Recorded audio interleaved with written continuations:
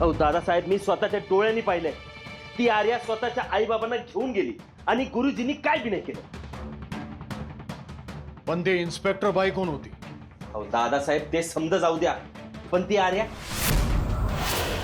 गुरुजींच्या नाकावर टिच्चून गेली आणि गुरुजींनी काय बी नाही केलं. हे गुरुजींनी तिला थांबवला, काही पावर का नाही वापरली मला कळतच नाही. पण अमुक सुखरूप आहे ना व? तो ठीक आहे, आर्या सोबतच आहे तो. काय? वय हे बघा, आता पाणी आणण्या डोक्यावरून चाललंय बघा.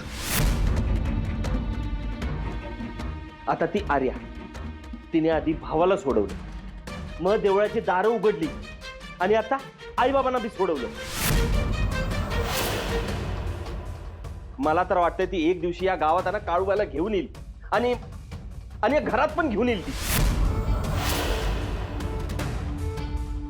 हे काय चाललंय गुरुजींचं? हा, ती आर्या दर वेळेला त्यांना मात देते. दादासाहेब, आपल्याला गप्प बसून चालणार नाही आता. गुरुजी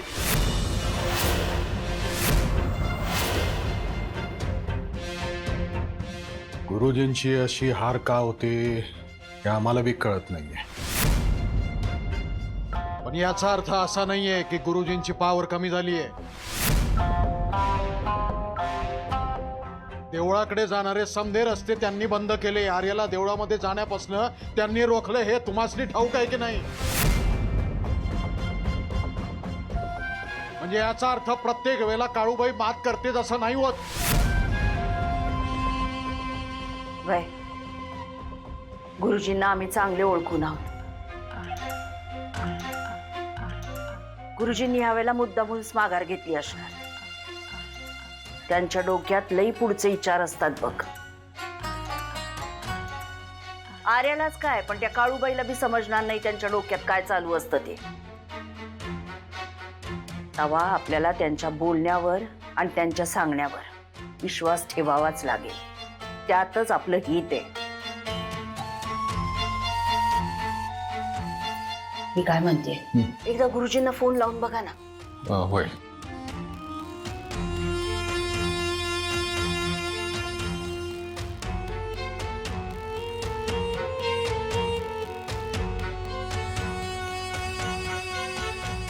पुन्हा बघतो मी.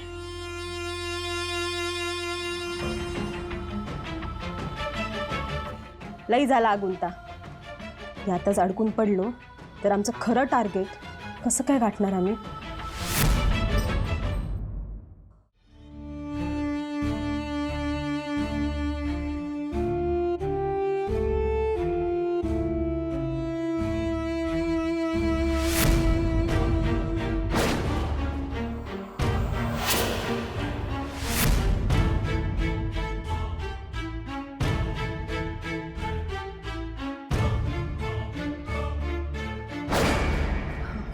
आज 40 वर्षानंतर दादा दिसणार आहे मला.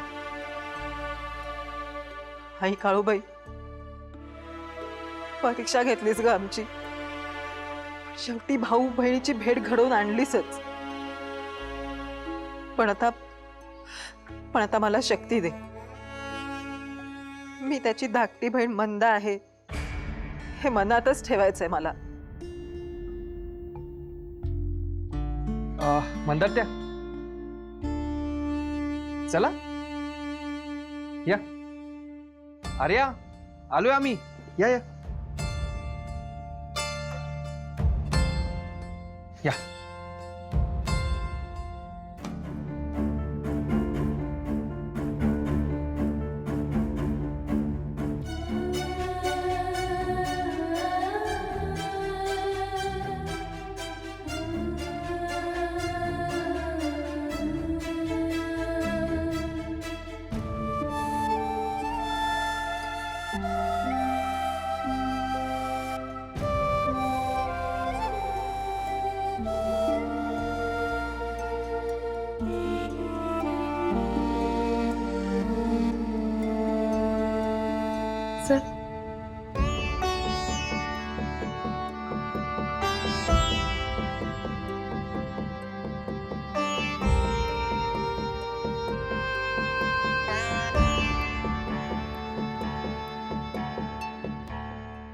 ही मंदा आत्या.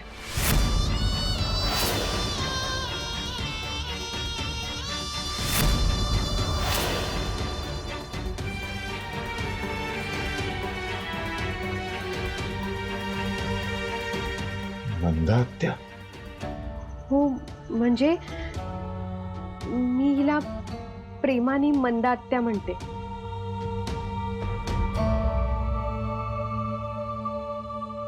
मी आणि संकेत जेव्हा मावळखेडला आलो ना, तेव्हा हिनेच आम्हाला आसरा दिला. अगदी मायेनं काळजी घेतली आमची, म्हणून मी हिला आत्या म्हणते. काय तुझ्या खऱ्या आत्याचं नाव सुद्धा मंदाच आहे. बाबा मी तुम्हाला काय सांगितलं होतं बाबा? तुम्हाला त्रास देणाऱ्या जुन्या आठवणी काढून टाका ना मनातून.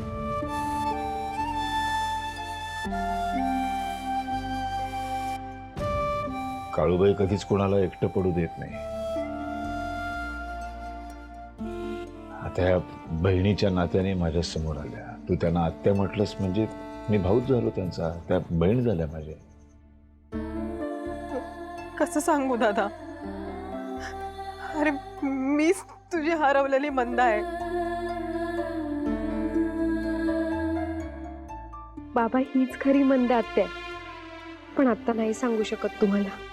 हिला तुम्ही मदत केली, आभारी आहे मी तुमचा. तुम्ही नका हात नका जोडू.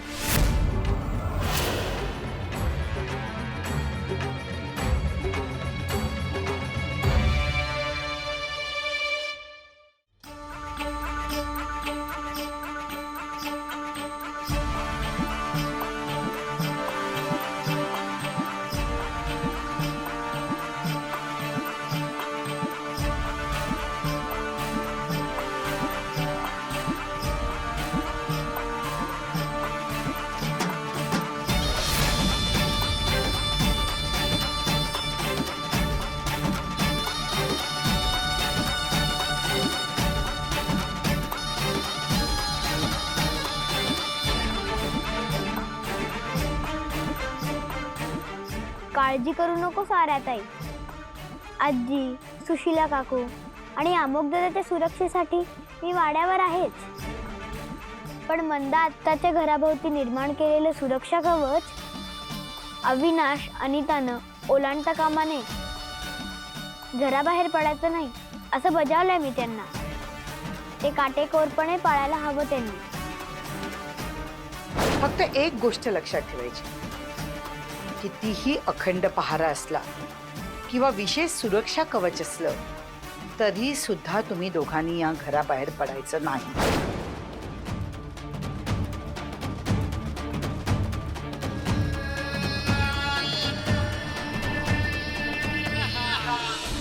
का कुणास ठाऊक, पण मला असं वाटतं की आपली खूप जुनी ओळख आहे. काय ते मला कळत नाहीये, पण काहीतरी आहे. काय असं वाटते मला. अविनाश, अरे तू यांना बहीण मानलेस ना, म्हणून तुला मंदा त्यांच्या आठवणी येत आहेत. हो आहे ना. आपली सगळ्यांचीच ओळख आहे. म्हणजे आपण सगळेच काळूबाईचे भक्त ना, म्हणून ओळख असणार ना. ताटातूट तीच घडवते आणि भेटीगाठी पण तीच घडवून आणते. मी एकटी होते ना या गावात. काळूबाईंनी पाठवलं. आर्य आणि संकेतला पाठवलं. आर्याने मला आत्या मानलं. माझं एकटे पण दूर केलं. मला नाती मिळाली. भाची, भाचा. तुम्ही तिचे आई वडील ना. म्हणजे माझे दादा आणि वहिनी.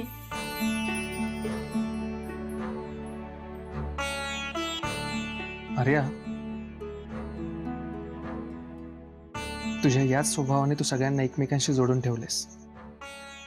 काय म्हशीस रा. हो ना, मला पण अचानक भरून आला.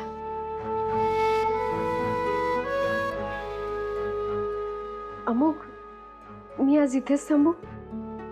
अगं पण मला आईबाबांजवळ राहायचंय. आणि अरे, आत्या सुद्धा आत्ताच आली आहे ना हॉस्पिटलमधून. सगळ्यांना एकमेकांच्या आधाराची गरज आहे. शिवाय त्या विराटच्या तावडीतून नुकतीच सुटका झाली. त्यामुळे सगळ्यांच्या सुरक्षिततेच्या दृष्टीने विचार करता मला असं वाटतं की मी इथे थांबावं. नाही, तसं असेल तर मी राहतो. नाही नाही, नको थांबूच, कारण घरी आजी, काकू आणि उमा सगळेच आहेत ना. त्यांच्याही सुरक्षेचा विचार करायला हवा. आणि तसंही मला संकेतलाही आणायचंय. करेक्ट आहे तुझं. आजी, काकू आणि उमाची सिक्युरिटी तेवढीच इम्पॉर्टंट आहे. बरं, मंदात्याचे कपडे आणि आईबाबांसाठी कपडे आणले. तुझे कपडे मी उद्या सकाळी पाठवून दे. चालेल, येतो.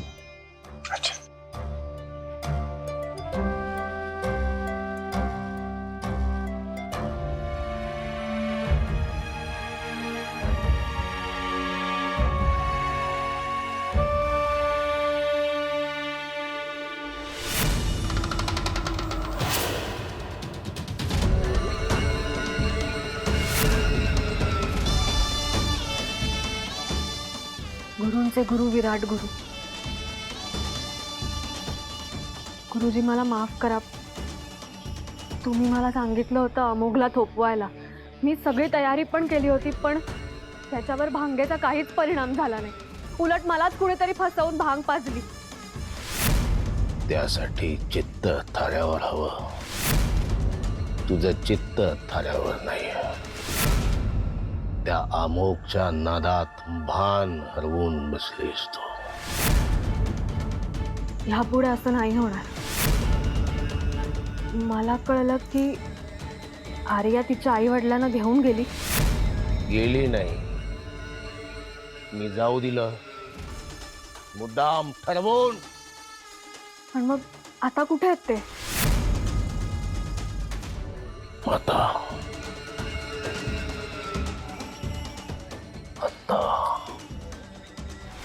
मंदाच्या घरी.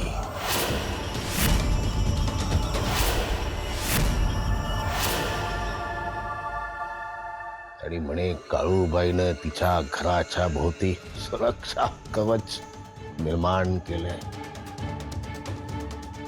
म्हणजे आपल्याला आत जाता येणार नाही?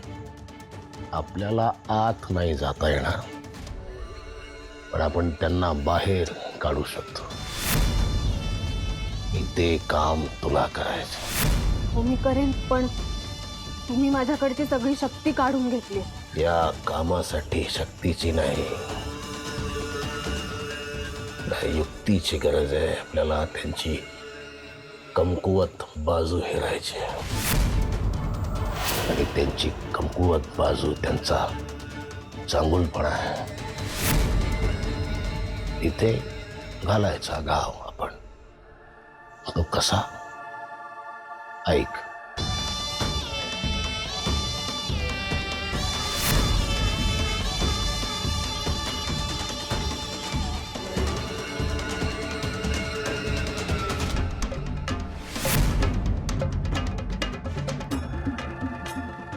कळ.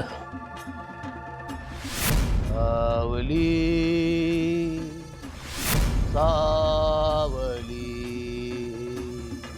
लाख्या सुराची सावली.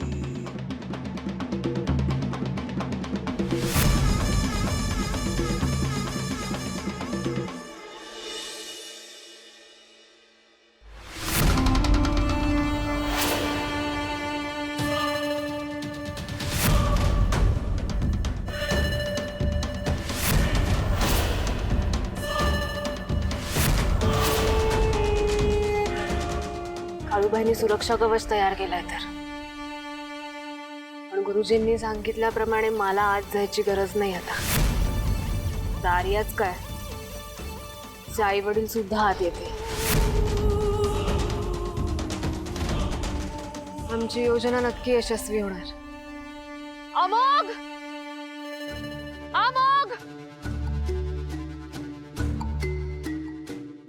सई तू इथे? अगं अमोघ घरी नाही आणि त्याचा फोनही लागत नाहीये म्हणून त्याला शोधत शोधत इथे आले. तो इथे नाही आलाय?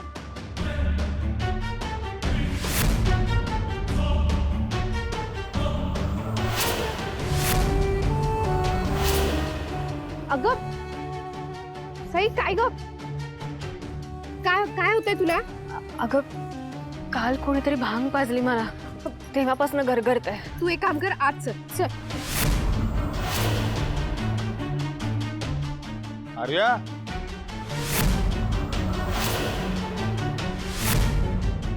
कोण गई? सई आहे. अहो तिला चक्कर येते.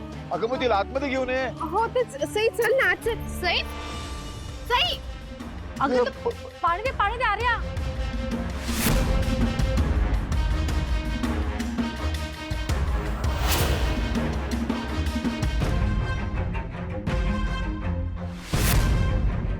अरे ना तू पाणी आण जा बरं. जा ते पाणी आई, घेऊन बस. हो हो हो, पाणी घेऊन ये जा. ये चल.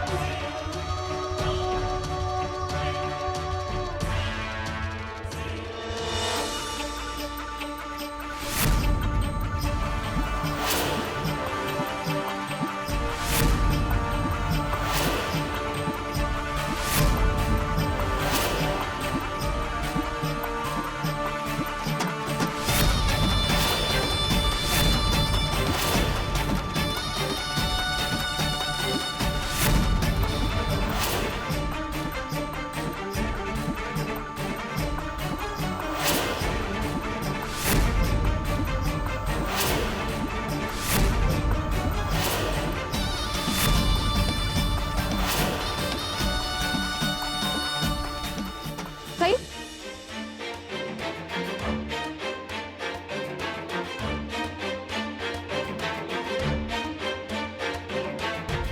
तू कोण ग? माझ्यासोबत आली. सई तू इथे काय करतेस? अरे तिला चक्कर आली होती. काल कुणीतरी चुकून भांग पाजली तिला. अगं मग घरी थांबायचं ना, तू इथे का आलीयस? अमोघ ओरडू नकोस, थांब. अरे पण आपण इथे उन्हात का उभे आहोत? चला आज जाऊया. हो हो हो चल आतमध्ये ग. जाऊया आपण. चला सई आहे. दे चल. तुम्हाला. चला. चल ये.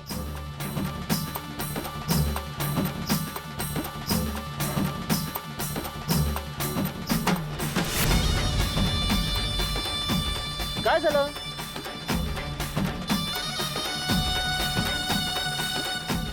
पुन्हा चक्कर आली? हो हो. अरे मी एक काम करतो, हिला घरी घेऊन जातो आणि डॉक्टरांनाही बोलावतो. हो नीट जा. हो मी येतो. चल सई.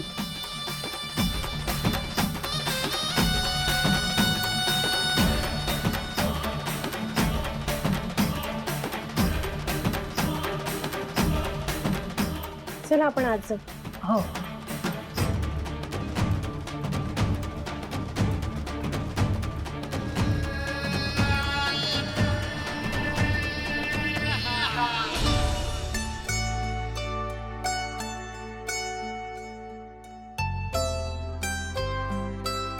तुझा आहे का? हो अच्छा. बाबा, ही उमा. ती गोड आहे गई आणि परकर पोलक्यामध्ये तर ती छानच दिसतेस. ही पाटलांच्या नात्यातली आहे.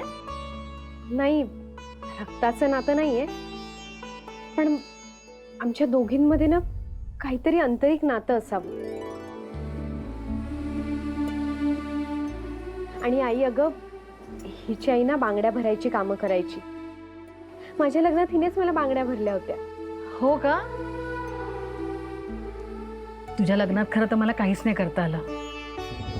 हा, पण जिने तुझ्या लग्नात काहीतरी केलंय तिला मला भेटता नक्कीच येईल. उमा, तू तुझ्या आईला घेऊन येशील? म्हणजे मी तिची ओटी भरेन ना. काय झालं बाळा? आई, अगं काही दिवसांपूर्वीच तिचे आई बाबा गेले साप चावल्यामुळे. ओ, अरे बापरे. I am so sorry. मला खरंच माहिती नव्हतं ग. बिचारीला वाईट वाटलं असेल ना. राहू दे, तुला ठाऊक नव्हतं ना. पण अगं तिची मावशी ना नाशिकला असते, ती येणार आहे आता तिला न्यायला. म्हणून मीच तिला म्हटलं तर तू काही दिवस आमच्या बरोबरच राहा. छान केलंस. हे बाळा, इकडे.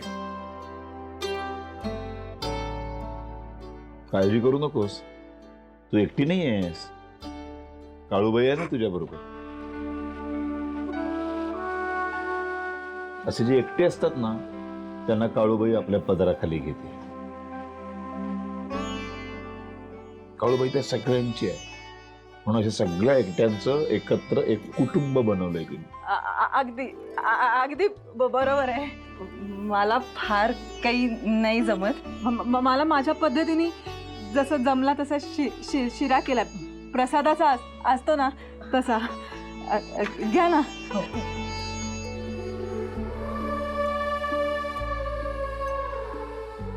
तुला मी नंतर घे.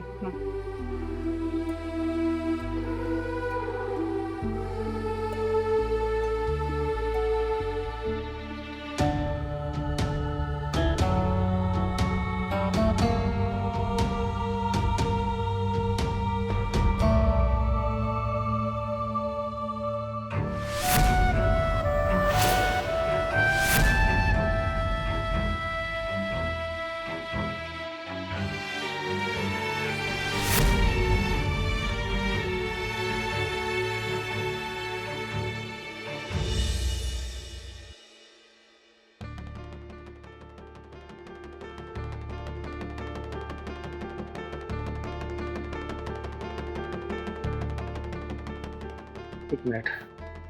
डॉक्टर सावंत. तू डॉक्टरांना वगैरे नको फोन करू, मला खरंच बरं वाटतंय. नक्की बरं वाटतंय? हो. बरं ठीक आहे. बरं, सागर दादांकडे मी ज्यूस आणि काहीतरी खायला पाठवतो, खाऊन घे. आणि तसं काही वाटलं तर कॉल कर. मी आलोच.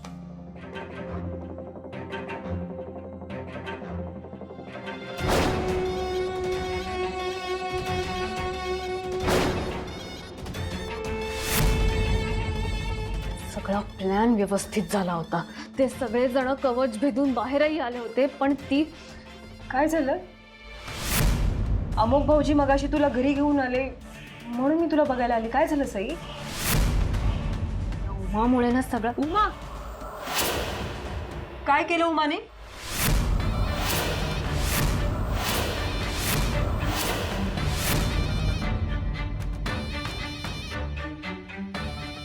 तिने काही नाही केलं, पण ती मुलगीच ना मला काहीतरी गडबड वाटते.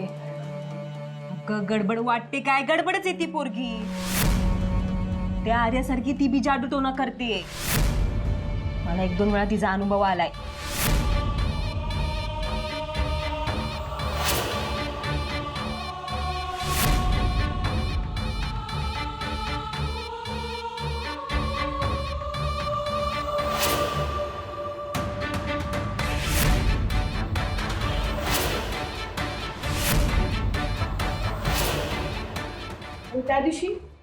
त्या दिवशी मी त्या खरवस प्रकरणात तिनेच तर तिची पाठराखण केलेली. आठवतंय ना तुला?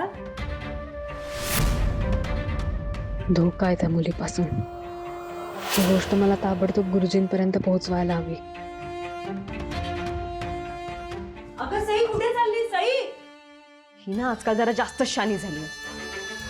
त्या उमामध्ये तर गडबड आहेच, पण कधी कधी ना मला हिच्यातच गडबड दिसते.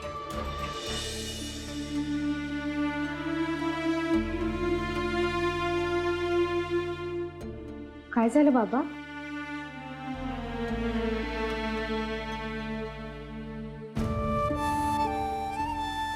काही नाही, शिरा खाल्ला आणि एकदम मंदाची आठवण आली.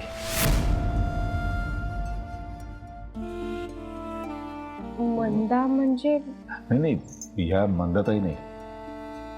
मंदा म्हणजे माझी धाकटी बहीण, तुझी आत्या. अगदी हुबेहूब असाच शिरा बनवायची ती. मंदाच्या हातच्या शिऱ्याची चव दुसरीकडे कधीच तुला शोधूनही सापडणार नाही. हा शिरा खाल्ला आणि बरोबर तशीच चव आहे ती. तर मला आश्चर्य वाटते की यांनी कसं काय. या गावात आलो, या घरी आलो आणि सगळं आठवलं बघ. आमचं बालपण आठवलं, मंदा आठवली. या शिऱ्याने सगळ्याची आठवण करून दिली. सतत माझ्या माग माग माग माग फिरायची. दादा दादा दादा दादा.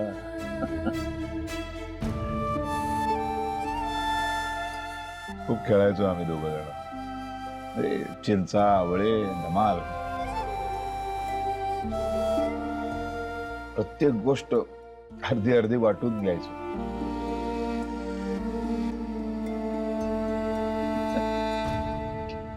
आपण शिरा मात्र तिने कधी वाटून घेतला नाही. तो सगळा मला द्यायचा. कारण तिला माहित होतं तिच्या हातचा शिरा मला खूप आवडतो. शिरा खाल्ला आणि सगळं आठवलं का.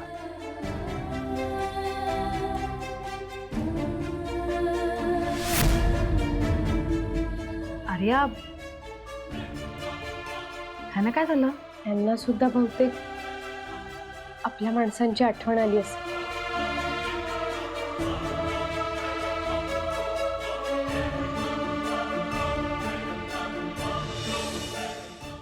सई मॅडमना बरं नाहीये, त्यांच्यासाठी ज्यूस आणि काहीतरी खायला घेऊन जा. चालेल हा? ठीक आहे. पटकन द्या. हो. तुम्ही कुठे चाललाय? अरे मंदाच्या घरी निघालोय. म्हणजे आर्याला तर भेटायचंच आहे, पण तिच्या आई वडिलांना बी भेटायची इच्छा आहे. आजी आत्ता कुठे ते विराटच्या तावडीतून सुटलेत. त्यांनी जे काही सोसलंय त्याचे घाव अजूनही ताजे आहेत. मी काय म्हणतोय, त्यांना जरा सेटल होऊ दे. मी स्वतः तुम्हाला भेटायला घेऊन जाईन. बाय बाय, तू बरोबर बोलतोय समोर. आम्ही नंतर जाऊ त्यांना भेटाय. बरं, मी जाऊन येतो, आपण बोलूया. कोणी कुठे बी जाणार नाहीये. काही गरज नाहीये आर्याला भेटायची किंवा तिला हित आणायची. ती जिथं बी आहे राहू दे आता. याला सोयीचं राजकारण म्हणतात. जेव्हा आम्हा दोघांना एकमेकांशी लग्न करण्याची इच्छा नव्हती, तेव्हा तुम्ही धमकी देऊन आम्हाला लग्न करायला लावलं. आणि आत्ता मी तिला बायको म्हणून ऍक्सेप्ट केलंय, तर तुम्ही म्हणताय की तिला घरात आणू नकोस. नाही जमणार. मी आर्याला भेटायला चाललोय. ती या घरी येणार आणि या घरातच राहणार हक्कानं. अरे बाबा, तुझ्या अशाच पाठिंबा देण्यामुळे तिची हिंमत वाढते. तुमच्या दोघांचं लगीन कशासाठी लावून दिलं होतं लक्षात नाहीये तुझ्या? घरातले सगळे सुखरूप राहावेत म्हणून. म्हणून तू एवढा मोठा त्याग केलास आणि आता काय तिला डोक्यावर घेऊन नाचतोय तू? अरे बाबा, दरवेळेला गुरुजींना तुझ्यामुळे माघार घ्यावी लागतीये. हात आखडता घ्यावा लागतोय कारण तू सुखरूप राहावास म्हणून. तुझ्या अशा वागण्यामुळे घराचं किती नुकसान होतंय तुझ्या लक्षात येत नाही का? अगदी उलट बोलतेस तू शालिनी. अमोघमुळे आपल्या घराला काय बी त्रास होत नाहीये. उलट आर्याचं आणि तिच्या आई वडिलांचं भयंकर नुकसान झालंय, ते बी तुमच्यामुळं. आई साहेब, आता कुठे गुरुजींच्या तावडीतून सुटलेत ते. आणि मला या गोष्टीचा अभिमान आहे की त्यांची सुटका करण्यात आपल्या अमोघचा बी वाटा आहे. म्हणजे तुमच्या पापाच्या काळोखावर तेवढाच पुण्याचं चांदवा. अमुक बाळा,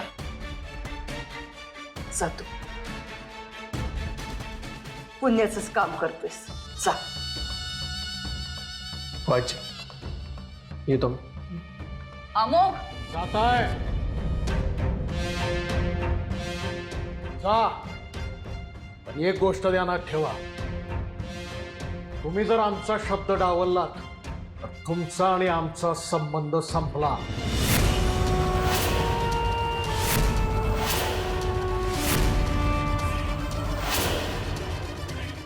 तुम्ही जर टोकालाच जायचं ठरवलं असेल तर माझा नाईलाज आहे, पण माझ्या बाजूने तुमच्याशी असलेला संबंध नेहमी प्रेमाचाच असेल.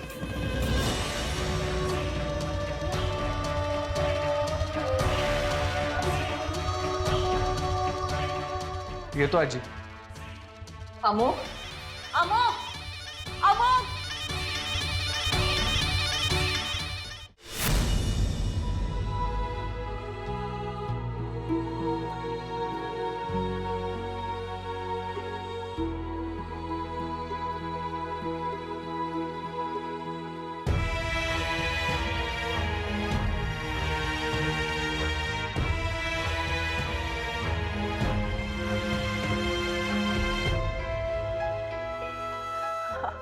आई काळूबाई, केवढं मोठं दान घातलंस ग माझ्या पदरात आज.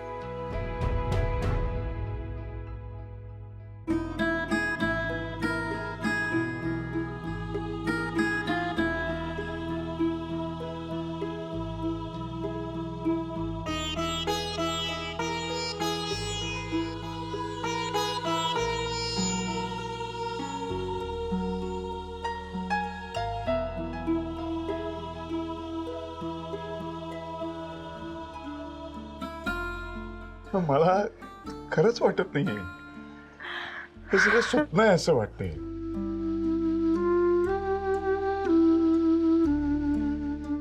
विश्वासच बसत नाही. आपण परत भेटलो,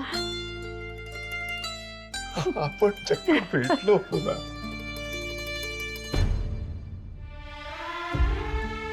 पण अविनाश, माझं मन सांगत होतं आई काळूबाईने आपल्या मुलांना अगदी सुखरूप ठेवलं असेल, पण हा जे प्रत्यक्षात बघितलं ना तेव्हा जीवाला किती दिवसांनी तुम्हाला सगळ्यांना बघतोय.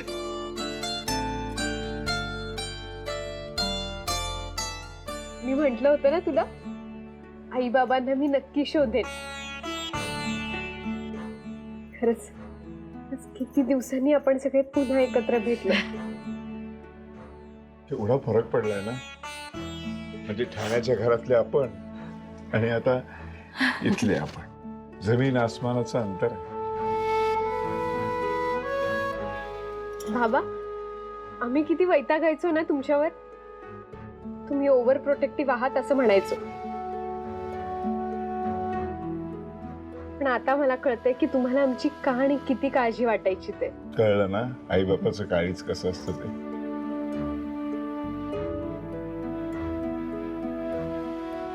परत भेटलाच नाही. सतत संपर्क करायचा प्रयत्न करत होतो, कुठली खुशाली नाही, काही फूट नाही. आमच्या दोघांचा जीव नुसता असा तडफडत होता रे.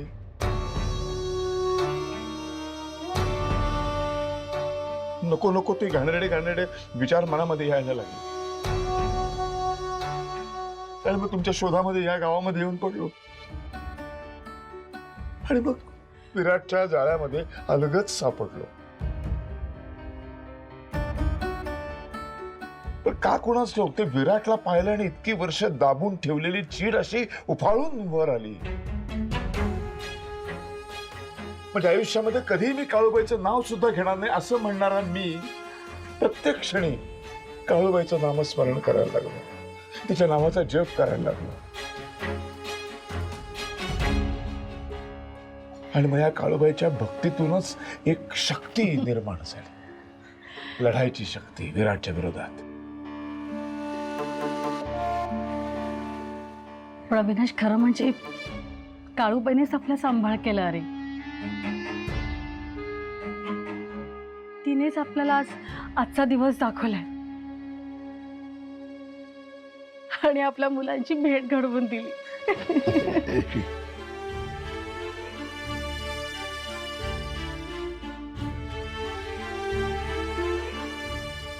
आणि मला माझे दादा वहिनी. सांगू का माझी खरी ओळख? नाही. मलाही दादा वहिनीला बिलगायचंय.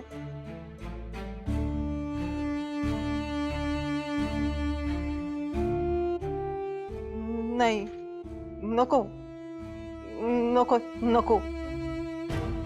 माझी अशी अवस्था बघून दादाला खूप त्रास होईल. तो मला वाऱ्यावर सोडून गेला असं वाटेल त्याला. नाही, नको.